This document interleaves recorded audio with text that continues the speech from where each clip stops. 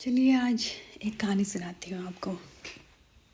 कुछ कहानियाँ ऐसी होती हैं जिन्हें हम सुनते नहीं बट महसूस करते हैं।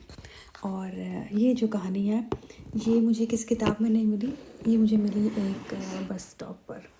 तो मैं इंडिया गई हुई थी मम्मी पापा से मिलने। इस बात को हो गए 2-4 साल पहले की बात है।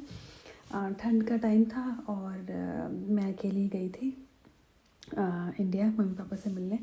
तो जब वहाँ पर थी तो साथ के पास के ही शहर में मेरे नानी का घर है, तो नानी को मिलने जाना था। तो अब तो मेरे नानी जी नहीं रहे पर नानी थे तब।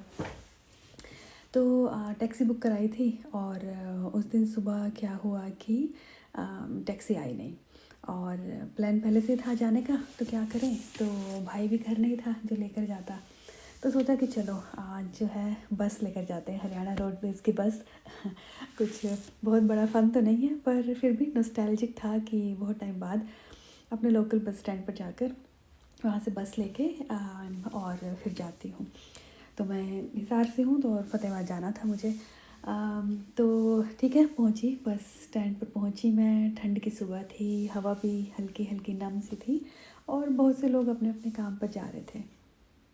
कोई अपने फ़ोन पे था जो कि आजकल का ट्रेंड है, कोई अपनी घड़ी देख रहा था, कोई लेट हो रहा था, कोई बस के आने से पहले ही थक चुका था। और इन सब के बीच में वो थी, वो जो बस के एक कोने में खड़ी थी, हाथ में एक फ़ाइल, आँखों में ऐसा लग रहा था कि जैसे नींद की कुछ कमी है, मगर चेहरे पे हिम्मत बड़ी लग रही थी। मैं उस लड़की को जानती तो नहीं थी लेकिन पता नहीं क्यों उस दिन मेरी नज़र उस पे टिक गई। बस आई, भीड़ लग गई एकदम से और सब एकदम से ऊपर चढ़ने लगे। तो किसी ने उसको धक्का दिया, किसी ने आगे निकलने की कोशिश की, थोड़ी सी लड़खड़ाई वो, लेकिन गिरी नहीं। बस थोड़ा सा संभली और फिर से खड़ी हो गई।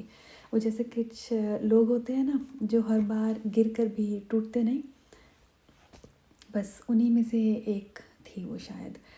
भीड़ इतनी थी कि सांस लेना भी मुश्किल था। वो खिड़की के पास खड़ी रही। कुछ स्टॉप के बाद आई थिंक अग्रोहा का स्टॉप आया और उसको बैठने की जगह मिली, लेकिन उसने वो सीट ली नहीं। अपने साथ में एक बुज़ुर्ग महिला खड़ी थी, उनको वो सीट दे दी उसने। तो शायद उसको जल्दी थी या शायद वो थकी भी हुई थी, लेकिन उस पल उसको लगा कि किसी और की ज़रूरत उसकी खुद की ज़रूरत से ज़्यादा है। उसके हाथ मुझे थोड़े काँपते हुए लगे, शायद पता नहीं डरी हुई थी, शायद थकान थी या शायद कुछ बड़ा होने वाला था। लेकिन उसके हाथ में जो फाइलें थी उसने बहुत कस के पकड़ी हुई थी और ऐसा लग रहा था कि जैसे वो कागज़ नहीं थे, उसकी पूरी ज़िंदगी थी, उसकी मेहनत थी या उसके सपनों का कुछ बोझ था।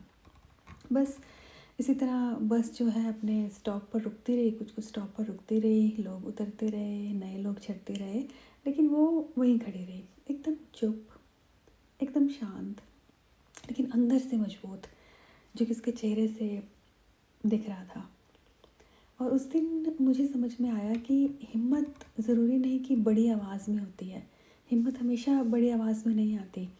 कभी कभी वो बस चुपचाप खड़े रहने में होती है, कभी किसी को सीट दे देने में, कभी गिरकर भी खुद को संभाल लेने में, और शायद कभी बस हार ना मानने में।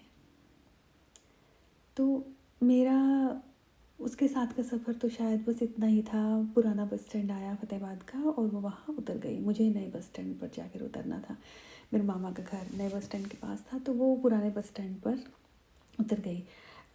मैं इतना उस पूरे सफ़र में इतना इनग्रोस्ड थी बस उसी को देखने में, उसी को ऑब्ज़र्व करने में, कि मुझे पता ही नहीं चला कि मेरा वो जो सफ़र था 1 घंटे का वो कैसे गुज़र गया। वो उतर गई और मैं उसे फिर कभी नहीं मिली। कहाँ ही मिलना था, एक रैंडम से जगह पे किसी के ऊपर नज़र टिक गई, मगर न जाने कौन थी, मुझे उसका नाम नहीं पता, मुझे उसकी पूरी कहानी भी नहीं पता, बस मेरी ऑब्ज़र्वेशन थी उसको देखते हुए। लेकिन वो जो एक दिन था, वो जो 1-1.5 घंटा था जब तक कि वो मेरे सामने थी, वो कहीं मेरे अंदर मेरे साथ रह गया। और शायद न जाने ऐसी कितनी ही कहानियाँ हैं हमारे आसपास, हर दिन, हर जगह, हर बस में, हर ऑफिस में न जाने ऐसी कितनी औरतें हैं जो चुपचाप लड़ रही हैं, कोई किसी सपने के लिए, कोई किसी जिम्मेदारी को पूरा करने के लिए, या कभी सिर्फ अपने लिए। मैं ये जो गुलाब बना रही हूँ ना, ये भी सिर्फ धागों के नहीं बने हैं। ये मेरी सोच है कि ये उन कहानियों के बने हैं, उन औरतों के लिए जो हर दिन खुद को संभालती हैं, जो गिरती हैं फिर उठती हैं और किसी को पता भी नहीं चलता कि वो कितनी मज़बूत हैं। हर फूल एक कहानी है, हर पंखुड़ी एक कोशिश है, और जब ये साथ आते हैं तो बनता है सुंदर सा एक गुलदस्ता, एक बुके, जिसमें सिर्फ रंग नहीं होते बल्कि हिम्मत होती है। और आज ये जो सारे बुकेज़, ये जो सारे गुलदस्ते मैंने और मेरी दोस्त कीर्ति ने मिलकर बनाए हैं, ऐसी ही कुछ मजबूत औरतों के लिए। मैं उनकी पूरी कहानी तो नहीं जानती, लेकिन इतना ज़रूर जानती हूँ कि हर एक अपने आप में एक पूरी कहानी है। शायद जब वो ये फूल अपने हाथ में लेंगी तो उन्हें सिर्फ एक बुके नहीं मिलेगा, बल्कि एक एहसास मिलेगा कि उनकी हिम्मत देखी जा रही है, महसूस की जा रही है, सराही जा रही है। तो ये जो गुलाब है, मेरे लिए गुलाब नहीं है, ये एक छोटा सा सम्मान है उनकी हिम्मत के लिए, उनकी खामोश ताकत के लिए, और उस जज्बे के लिए जिससे वो हर दिन लड़ती हैं, फिर से खड़ी हो जाती हैं, और अपनी ज़िंदगी में आने वाले जो चैलेंजेस हैं, जो मुश्किलें हैं, जो फ़र्ज़ हैं, सबका सामना करती हैं, सबके साथ जुटती हैं और सक्सेसफुल होती हैं, इसी उम्मीद के साथ कि ये सब उनको उनकी जो मेहनत है, उनकी जो हिम्मत है, उसको याद दिलाएंगी और एक सुंदर सी मेमोरी बनाएंगे। Happy women's day.